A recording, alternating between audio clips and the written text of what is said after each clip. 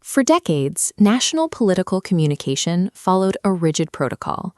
A candidate stood at a lectern, delivered a vetted statement, and absorbed a gauntlet of questions from adversarial journalists.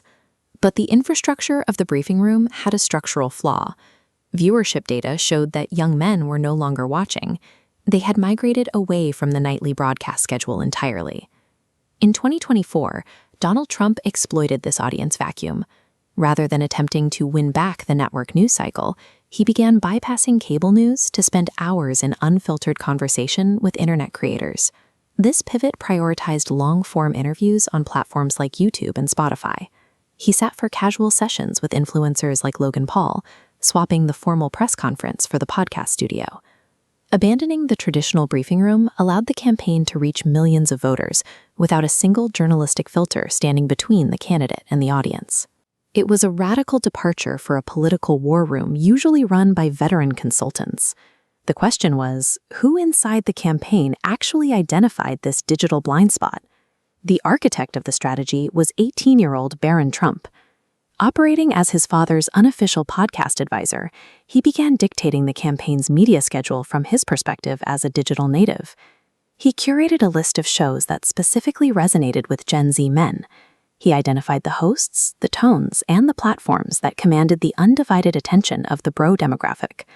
The viewing habits of a college freshman successfully replaced the established playbook of national consultants. His personal internet diet became the new tactical map for the entire campaign. Barron was positioned at the center of this cultural shift.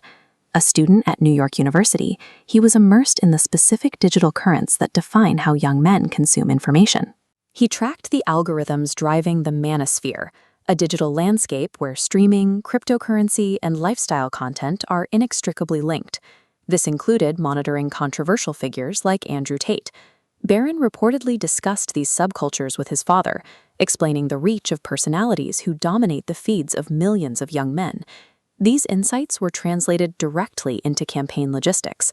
Barron didn't just suggest podcasters, he directed his father towards specific high-impact moments, like a live stream with Aiden Ross or a 3-hour session with Joe Rogan. By understanding these algorithmic silos, the campaign weaponized internet subcultures that the mainstream media had spent years ignoring. Traditional media's editorial filters are stripped away, leaving a direct pipeline. Casual banter disarms the listener's skepticism, making the political message feel like a private conversation. Reframed through shared identity, like sports or comedy, the candidate relates on a peer-to-peer level. This creates a parasocial bond. The listener begins to feel they are hearing from a trusted friend, rather than being pitched by an authority figure. This shift in trust has redirected the audience. Today, many voters place a higher value on the opinions of comedians with microphones than they do on professional journalists with decades of experience. The metrics confirmed the strategy's reach.